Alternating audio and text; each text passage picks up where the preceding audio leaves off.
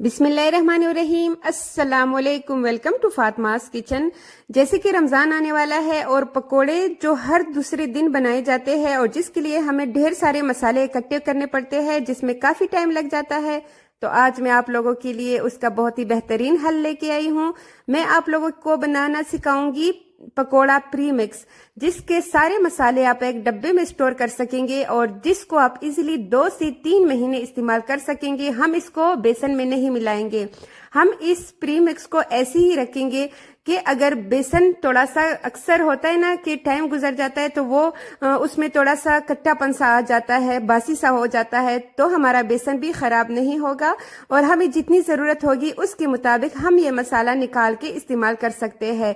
तो ये रेसिपी आपको इंशाल्लाह बहुत ही ज्यादा पसंद आने वाली है, क्योंकि इससे आपका बहुत जबरदस्त सा टाइम जो है वो बच जाएगा और आपकी वाह वाह होगी, क्योंकि ये मसाला आपके पकोड़ों को 4 चांद लगाएगा और आपकी वाह वाह करवाएगा। तो चलिए जी, ये जबरदस्त सा प्री मिक्स बनाना स्टार्ट करते हैं।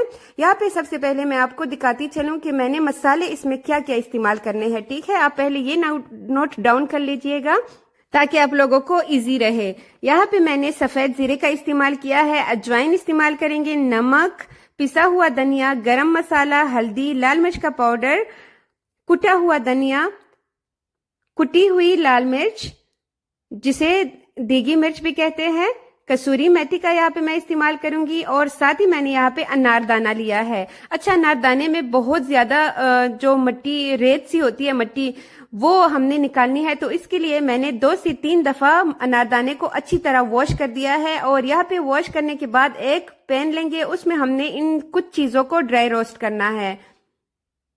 यहाँ पे चूल्हा ऑन कर देते हैं और आप देख सकते हैं अनारदाने में पानी कितना मौजूद है। ये देखिए, तो हमने इसका सारा पानी जो है इसको अच्छी तरह ड्राई करना है और इसको ड्राई रोस्ट करना है। 2 से 3 मिनट लगेंगे और जब ये पैन के साथ चिपकना बंद हो जाएगा तो इसका मतलब है कि अनारदाना अच्छी तरह जो है ड्राई रोस्ट हो चुका है। अब हम इसमें मजीद कुछ और चीजें शामिल करेंगे जिसको हमने ड्राई रोस्ट करना है। ये 1 कप भर के मैंने यहाँ पे कुटा हुआ धनिया लिया है। धनिया को थोड़ा सा ही मैंने कोट लिया है और उसमें कसूरी मेथी, जो कि मैं यहाँ पे 4 खाने का चम्मच इस्तेमाल करूंगी, वो डाला है और 1 खाने का चम्मच यहाँ पे मैंने अजवाइन डाला है। और अब हमने इन चीजों को ड्राई रोस्ट करना है इस समेत। ठीक है, यहाँ पे हमने मजीद इसको 1 मिनट और देना है और इन सारी चीजों को हमने, इसके अंदर जितनी नमी होगी और इसका जितना फ्लेवर होगा वो निकल के बाहर आएगा, तो आपने इसको लाजमी ड्राई रोस्ट करना है। यहाँ पे मुसलसल इसमें चम्मच चलाते जाएंगे क्योंकि इसका नीचे जलने का खतरा होता है, तो 2 से 3 मिनट यहाँ पे लगेंगे हमें इसको ड्राई रोस्ट करते हुए।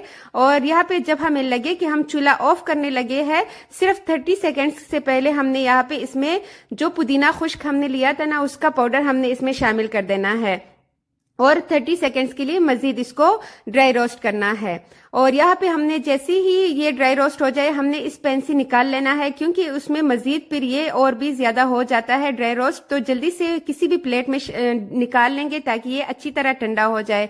और जब ये अच्छे से ठंडा हो जाए तब हम इसमें मजीद मसाले शामिल करेंगे। यहाँ पे जो मसाले रह चुके हैं वो हम इसमें डालेंगे और अभी मैं आपको मिकदार भी बताऊंगी। 4 खाने के चम्मच यहाँ पे मैंने इसमें दड़ा मिर्च शामिल किया है, 2 खाने का चम्मच ही इसमें मैंने पिसी हुई लाल मिर्च शामिल की है, 1 चाय का चम्मच इसमें मैंने शामिल किया हल्दी पाउडर और इसमें सफेद जीरा मैं इसमें इस्तेमाल करूंगी 2 खाने के चम्मच भर के। गरम मसाला 1 चाय का चम्मच हम इसमें शामिल करेंगे और 1 चाय का चम्मच ही मैं इसमें पिसा हुआ जो पाउडर होता है ना धनिया पाउडर मैंने इसमें शामिल किया है, तो आपने भी लाजमी इसमें पिसा हुआ धनिया शामिल करना है। और 3 खाने के चम्मच ही इसमें मैं शामिल करूंगी नमक। जितने मैंने इसमें मसाले डाले हैं ये बिल्कुल परफेक्ट है। ये तीखा आपको जितना चाहिए, नमक को भी बिल्कुल मैंने परफेक्ट डाला है। अक्सर रमजान में ये होता है ना कि मसाले ऊपर नीचे हो जाते हैं, तो आपके साथ फिर वो प्रॉब्लम नहीं होगी, क्योंकि अभी मैं आपको बताऊंगी कि कितना मसाला हमने कितने कप बेसन में डालना है, तो आपको बहुत ही इजी रहेगा। अभी मैं आपको पकोड़े भी बना के दिखाऊंगी इससे कि इस मसाले से हम कितने जबरदस्त से पकोड़े जो है वो बना सकते हैं। इसको हमने बहुत अच्छे से मिक्स करना है ताकि कहीं इधर उधर मसाला अलग से ना रहे, नमक एक जगह पे ना रहे। ठीक है, तो इसको अच्छी तरह मिक्स करने के बाद किसी भी एयर टाइट जार में आपने इसको भर लेना है। लेकिन ध्यान रहे कि एयर टाइट जार जो है वो बिल्कुल ड्राई होना चाहिए। अगर एक कतरा भी उसमें पानी का रहेगा ना तो जितने मसाले हमने डाले हैं वो सारे खराब हो जाएंगे, हमारी मेहनत जाया हो जाएगी। तो अभी मैं आपको यहाँ पे पकोड़े भी बनाना सिखाऊंगी कि किस तरह हम झटपट इससे पकोड़े बना सकते हैं। 1 कप मैंने यहाँ पे बेसन लिया है, बेसन को छान लिया है। अभी मैं आपको दिखाऊंगी पानी इसमें कितना डालना है। तो आप देख सकते हैं 1 कप भर के मैंने पानी इसमें नहीं डाला, कप से 1/3 कप मैंने इसमें पानी डाला, लेकिन वो थोड़ा सा कम लगा क्योंकि ये बहुत ज्यादा गाढ़ा लग रहा था। तो 2 चम्मच मजीद मैंने इसमें पानी का शामिल कर दिया। अब यहाँ पे 1 कप भर के हमने बेसन लिया है, तो 1 कप भरने से 2 चम्मच कम हमने इसमें पानी डाल दिया है। ठीक है, और ये देखिए ये जो आम खाने का चम्मच होता है ये भर भर के हमने नहीं डालना, बस इतना ही हमने इसमें 2 खाने के चम्मच जो है ये प्रीमिक्स जो हमने रेडी कर दिया था वो डाल लेना है और इसको अच्छी तरह मिक्स कर देना है।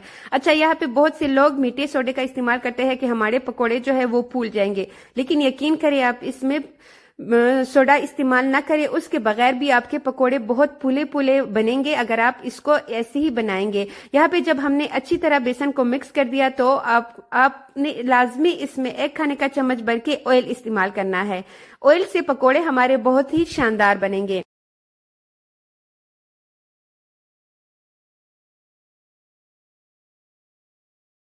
हमने इसको अच्छी तरह टैप कर देना है ताकि इसके ऊपर जितना एक्स्ट्रा मसाला लगा हो वो निकल जाए। अच्छा, जब भी आप आलू के पकोड़े बनाएं तो जो हमने पेस्ट रेडी किया होता है उसमें कभी भी एकदम से बहुत सारे आलू मत डाला करें, क्योंकि आलू पानी छोड़ देते हैं। मैंने अक्सर कुछ सिस्टर्स को देखा है वो उसमें डाल देते हैं, तो 3-4 डालिएगा और जल्दी जल्दी उसको निकाल के ना टैप करके उसका जितना भी एक्स्ट्रा उस पे पेस्ट लगा होता है वो निकाल के ऑयल में डालते जाइएगा। तो उससे ये होगा ना कि आलू अंदर से बहुत ही जबरदस्त बनेंगे और बहुत ही इसका पेस्ट जो है वो अच्छी तरह फूल के आएगा। ठीक है, मतलब हम इसको फ्राई करेंगे ना तो ये फूल जाएंगे, और वो भी विदाउट हमने इसमें कुछ भी सोडे का इस्तेमाल नहीं किया। सोडा वैसे भी सेहत के लिए अच्छा नहीं होता और जो है टेस्ट भी उसका कुछ दिनों के बाद मसाले में खराब हो जाता है, मसाला हमारा उसमें टेस्ट कड़वा सा हो जाता है। तो आपने इसमें सोडे का इस्तेमाल हरगिज नहीं करना। ठीक है, आप इसी तरह फॉलो कीजिएगा तो आपके पकोड़े ऐसे ही शानदार, ऐसे ही मजेदार बनेंगे।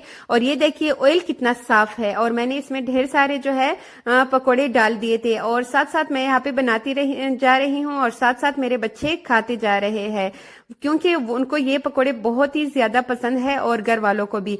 तो आपने भी लाजमी इस रेसिपी को ऐसे ही फॉलो करना है। अपना फीडबैक भी मेरे साथ लाजमी शेयर कीजिएगा और अगर मेरे चैनल पे नए हैं तो चैनल को भी सब्सक्राइब कीजिएगा। आप जब प्यारा सा कमेंट करते हैं तो हमें बहुत अच्छा लगता है, हमें आप लोगों की कमेंट्स का इंतजार रहता है। अपने राय का इजहार किया करें हमारे साथ के।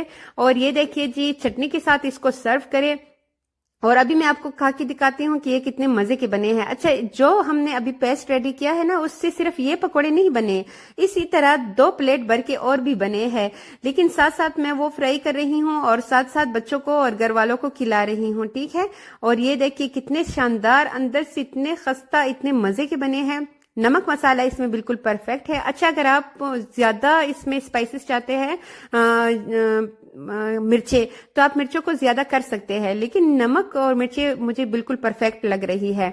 यहाँ पे आपने किसी भी एयरटाइट जार में इसको रख लेना है और रूम टेम्परेचर में अलमारी में इसको रख दीजिएगा। फ्रिज में भी रखने की जरूरत नहीं है, 2 से 3 महीने आप इसको इजीली इस्तेमाल कर सकते हैं और जितना आपको जरूरत हो उस तरह निकाल सकते हैं। ठीक है, तो आई होप आपको आज की ये रेसिपी भी अच्छी लगी होगी। अच्छी लगी हो तो अपने फैमिली मेंबर्स के साथ, फ्रेंड्स के साथ भी लाजमी शेयर कीजिएगा और अपना ढेर सारा ख्याल रखिएगा। रमजान में भी ढेर सारी इबादत कीजिएगा।